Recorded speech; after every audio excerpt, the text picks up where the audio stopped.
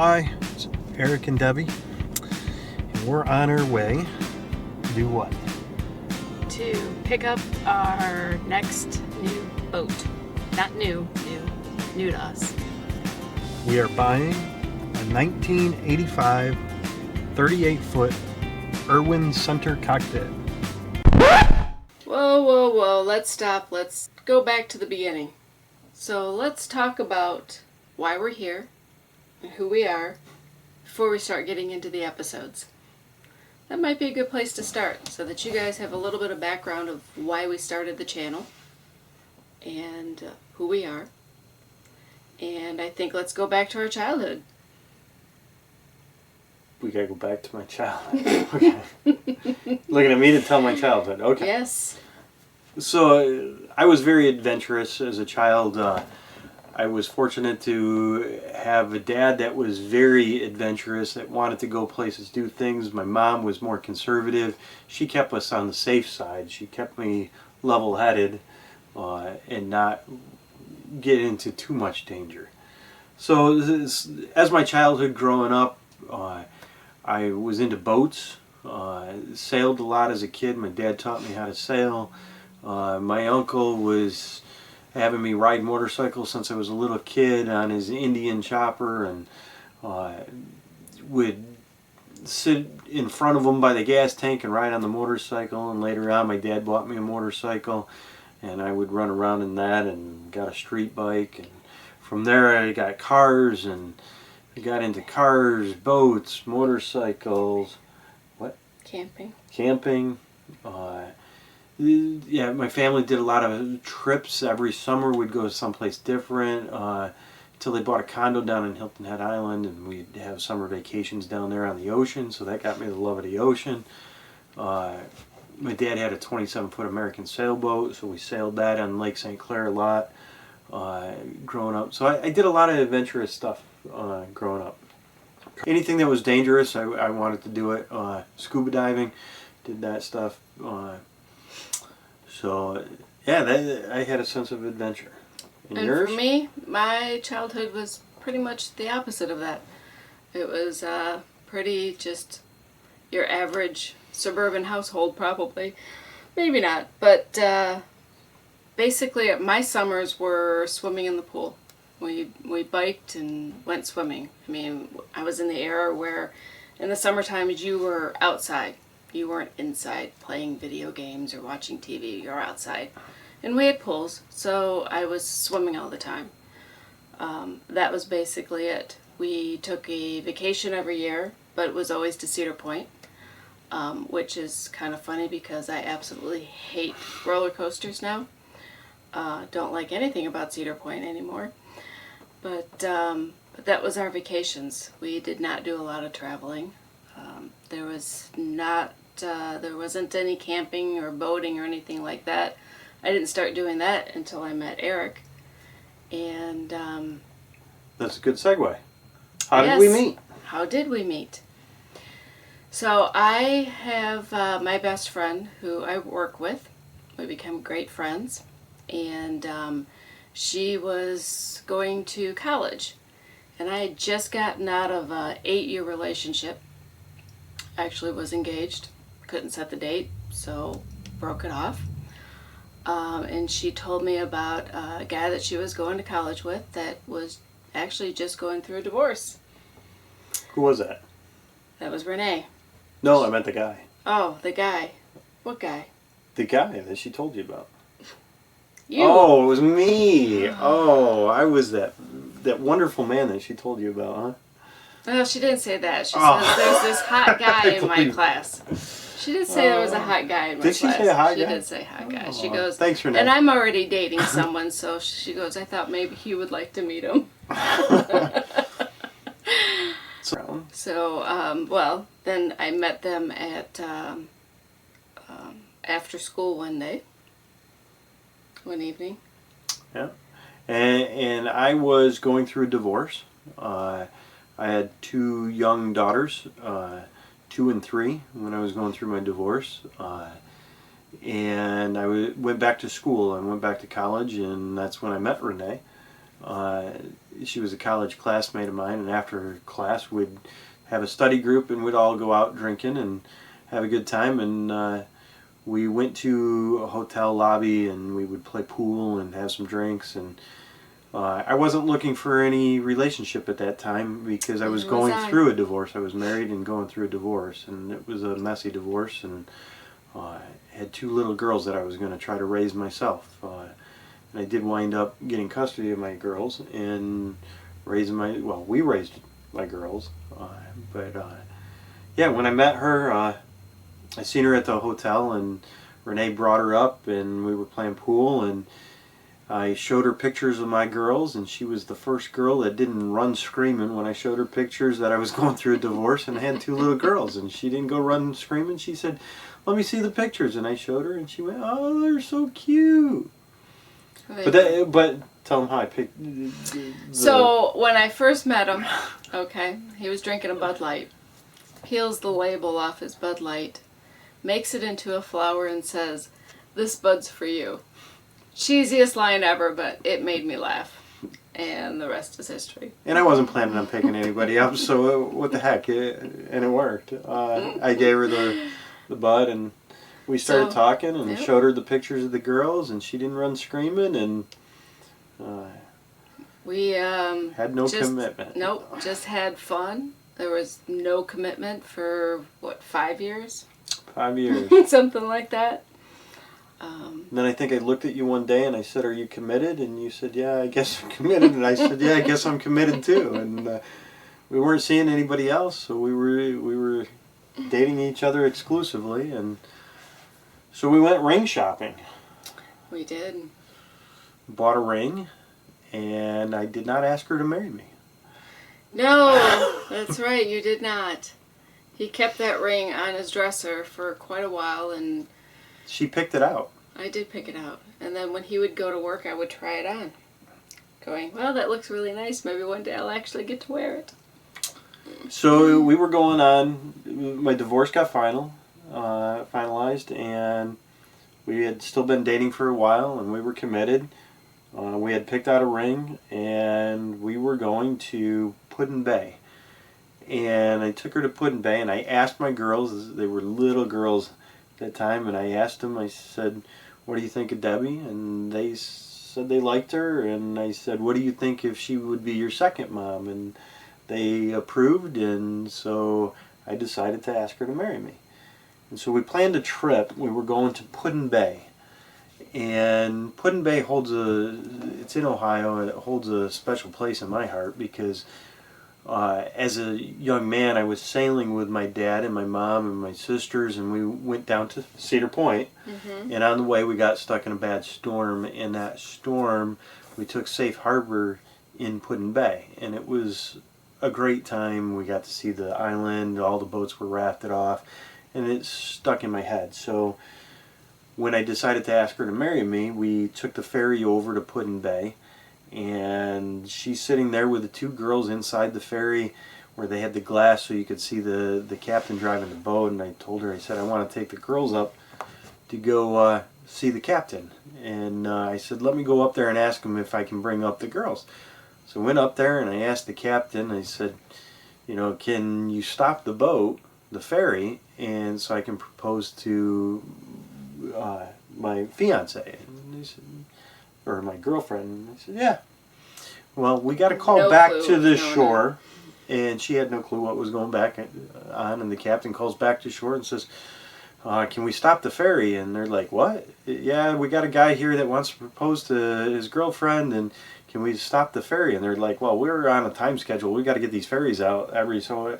They're like, "Yeah, you got like 5 minutes. If you stop the ferry, you got 5 minutes to propose, and then you got to start back up." So he goes, "Okay," and he goes, "I'll shut her down." So they stopped the ferry right out in the middle of the lake, and they gave me the mic, and they turned it on speaker so the whole ship could hear, and I proposed to her. And when he first started, I still had no clue. I thought it still had something to do with the girls going up there. So I proposed, I had the ring, and she said yes, and then the boat cheered, and we got underway again and took off. And I thought for sure she knew I was going to propose on that vacation because I snuck the ring out of the house, and onto the vacation, and I thought maybe she would have seen it, but Nope. she didn't see it. I did not. Nope. So we got engaged, and then we got married. Yep. Had a beautiful wedding.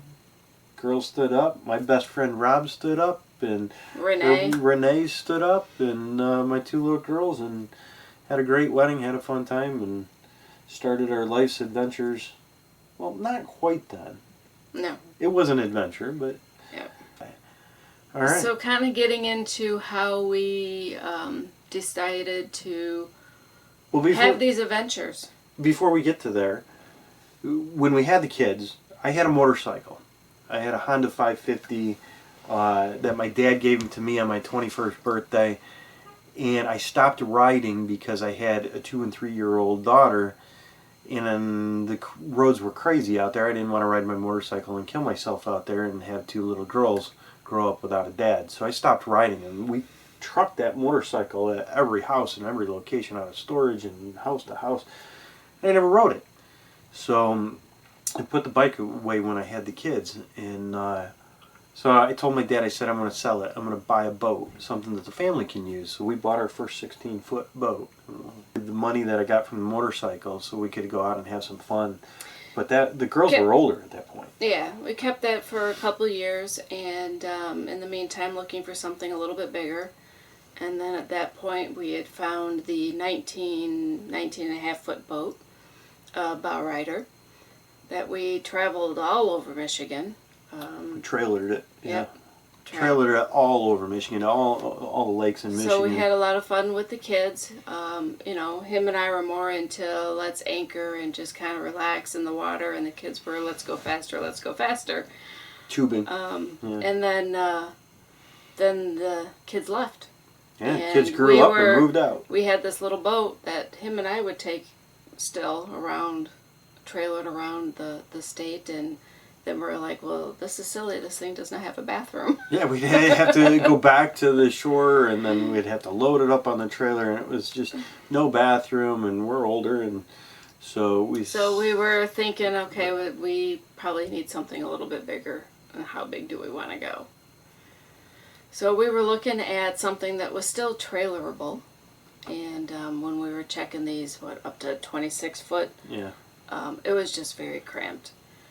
As far as like living quarters, if we want to live on it on the weekends. And so we were thinking, well, maybe going bigger, but that means we'd have to find a slip somewhere. And we went through a lot of back and forth and searching, and in the meantime we had several of our good friends and my dad pass away too young. Yeah, a lot of good. Yeah, I had a really close friend of mine die on my birthday. And he was under 40 years old that passed away. And he was a super close friend. And then he was at her dad's funeral a few weeks prior to him passing away. He was at her dad's funeral. So I had a buddy, a coworker from work pass away. He was about 50 years old. Her dad passed away. And then my buddy passed away. And that was 3 right away, and we just said, what's going on? It was kind of a wake-up. I was driving into work before the sun came up, and I would be coming home when the sun was down, so I never even seen daylight. It was driving to work all day in an office that I had no windows in, drive all the way home, not even seeing sunlight. And I would sit there in the car going, what am I doing with my life, especially once all these guys passed away? And said, what if I passed away tomorrow? Did I live my life to the fullest? Did I enjoy my life? And yeah, I had kids. I had the house, the wife, the cars, the boat, but I wasn't enjoying life. Right. So it was work. And there's got to be more to life than work. So that's when I came home. We were talking about getting the bigger boat. Mm-hmm. Going from the 19 to a bigger boat, and then when we looked at the bigger boats, the 24 to 26, we said it's still kind of cramped. We seen like a 40-foot Sea Ray, and once we seen that, we said, oh, let's just go big.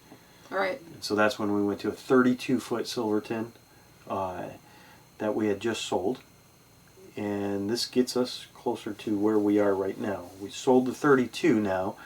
of the power boat to buy our retirement boat, which is now a 38, she's 41 overall, Irwin MK2. So Center cockpit sailboat. Center cockpit sailboat. So that way we can fix her up. She's a 1985, so she needs some work. We're going to fix her up and we're going to go sailing. Yes. I was a sailor as a young man. She's never really sailed on a monohull. We chartered a catamaran. We did. This was one of our adventures. You see it in our intro. We chartered a catamaran because we thought catamaran was the way to go, but we didn't like it. No.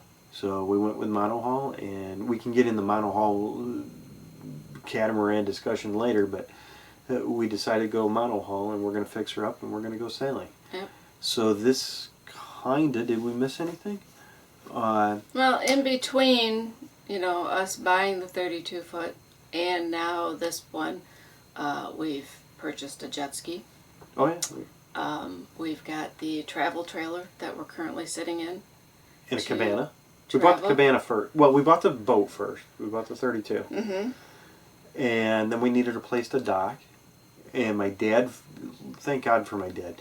My dad made us go look at a yacht club, and on the way to the yacht club we found these cabanas, and we actually purchased we rented a year, first season we rented two seasons, a cabana, and then we purchased a cabana with a 50-foot dock that we kept our Silverton, which was called Cabin Fever. We kept that there, and we were there 6 seasons. Mm-hmm. We've been there 6 seasons. Yes. And then from there we bought a jet ski because I missed my motorcycle, so we bought a jet ski. Less dangerous. Bought the jet ski, and then we bought a travel trailer to start heading down south in the wintertime. Yep. So, and now we just sold the Silverton to buy the Irwin sailboat. So I think that catches us up on to where we are of buying the sailboat, which is the video that you're about to see. But during this time frame, we have the reason for this channel, I guess, is the next topic, right? Mm-hmm. Why did we start a YouTube channel? Because a lot of our adventures we'll post on Facebook, and we get friends and family always commenting, oh, we love this, we love seeing the adventures, we love to see what you're on or doing. And they're always saying, oh, are you guys retired? What are you guys doing? We just decided to enjoy life. Right. We extend our weekends. For the longest time, we would take Mondays off. So we would come up Friday after work, and we would stay till Monday evening, miss the Sunday traffic. For those of you who are in Michigan, your summers are very short. So you try to get the most out of your vacation time as you can. So we were extending our weekends, and it just really, I think, helped us with enjoy life. Enjoy life. Enjoy some and have adventures. these adventures, exactly. Yeah, because what we decided to do, instead of you take so you get 3 weeks of vacation time, or 4, or whatever you may get, 2 weeks if that's you. You go on a vacation, 2 weeks, boom, goes by like that, and it's gone. Right. And it's like, what happened? And now you're working the rest of the year. So what we said is, I had 3 weeks, and so I would take every Monday off in the summertime. And so every weekend, we were leaving Friday right after work, Friday, Saturday, Sunday, and Monday, and we had extra time up on the boat and had some adventures and had some fun. So we didn't, of course, we weren't able to take a 2-3 week vacation then, but it felt much longer and had more adventures. So it was a good thing. So if you're out there going, I want to do these adventures too, that's one way that you can start. Just start out small. Just mini adventures. They don't have to be big, elaborate adventures. Just getting out and going to some place you've never been, even if it's going down back roads that... we do that all the time. Let's just go take this street. We don't know where it's going to go or where we're going to end up, but, turn off the GPS and see where you end up. My dad once told me the best way to figure out where you're going is to go get lost. And he meant it literally, because our mile roads over by our house, it was like 21, 22, 23, 24, 25, and then the crossroads were different. So he said, as long as you know your north, south, east, and west, you'll never get lost. Just go out there, take a road that you've never traveled, and eventually you're going to run into some place that you know. And in worst case scenario, you know where you started. If you start heading west, you can just head back east. So I've always tried to learn that. I learned where, you know, how the sun rises and sun sets, and knows my north from south. And I can tell you by standing outside where I am. And so it's good advice. Go get lost to find yourself. To find your way. Yep. So have an adventure. So one of the things that we've been doing too is we've been watching a lot of YouTube channels, and that's what inspired this channel. We have the friends and family telling us, oh, you guys should, you know, we love watching you. And then we started watching some YouTube videos. Some of the sailing channels, we watch a lot of sailing videos. A lot of sailing. The one thing that we did bullet points, jotted down some notes so we wouldn't forget. The one that we did forget on here is one of the channels that we watch for RVing. Because we're new to RVing. We just bought the travel trailer last season? Yes. Last season. So we've had one adventure to a county park near us. Mm-hmm. Then we went in January down to South Carolina and hit a couple parks down in South Carolina. That was an adventure in itself because it was the windiest recorded in history or something on the East Coast. And here we are traveling with this travel trailer, an aluminum Ford truck blowing us all over. Oh, it was fun. And then we had a snow and ice storm chase us back up to Michigan. Yeah. An hour behind us. We wish we had video of that. But so these channels are that we've watched, the YouTube They've channels. Inspired us. They've inspired. You know, to go out and to live and to enjoy life. So let's give them a shout out, because there's the first channel we ever started watching is Sail Life, and that's Maz. Thank you for giving me the courage to take on projects on a sailboat. This guy's incredible. The attention to detail that he does. If you haven't seen his channel, check it out. Really good. Thank you, Sail Life. The other one is Delos. If you're a sailing fan of YouTube, you know Delos and you know Vagabonde. Those are the two big ones out there. Those guys have some great adventures. Check them out. The other one that we like is Uma. Mm-hmm. Why do we like Uma? I love her opening. What do we always say about Uma? Don't buy a couch. Don't buy a couch. That's their slogan. Don't buy a couch. We love it. Because if you buy a couch, then you have to buy some place to put the couch in. So it's basically, don't be stuck in a home. Get out there. Then from the couch, you got to buy a TV, and then you got to buy a TV stand, and then you accumulate stuff. It's like the old, what was it, George Carlin stuff. So then we have Gone with the Wynns. Great folks. They were RVers and sailors now. Mm-hmm. They bought a catamaran. They went from RVing to catamaran, so they got a lot of great videos out there. Tula's Endless Summer. We love watching them. They had a trawler and a sailboat, so they're really fun to watch. They're very physically fit. Great adventures with them guys. What else? We got Wicked Salty. Those two had a boat that sank.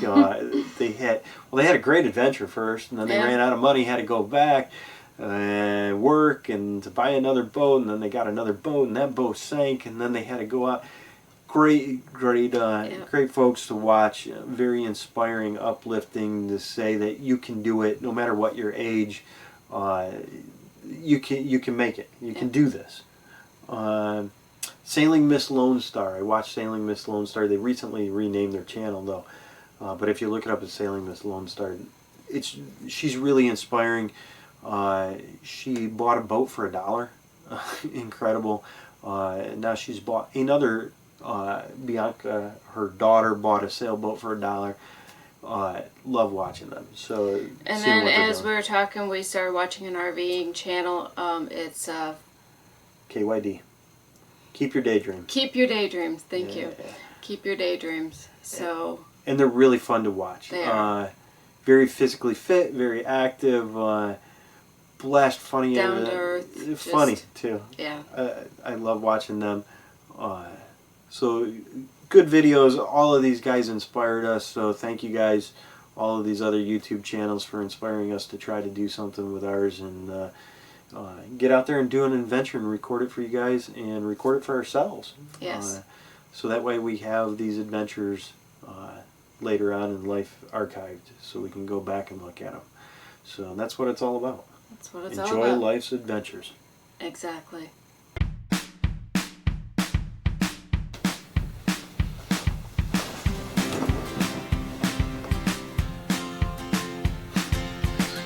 Ooh, we're so hard.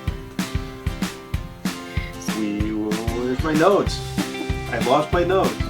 You wrote the notes. I don't have the notes. I don't know what I did in my childhood. I have no clue. I'm clueless. She wrote the notes about my childhood. I have no idea. All right. Should we starting over?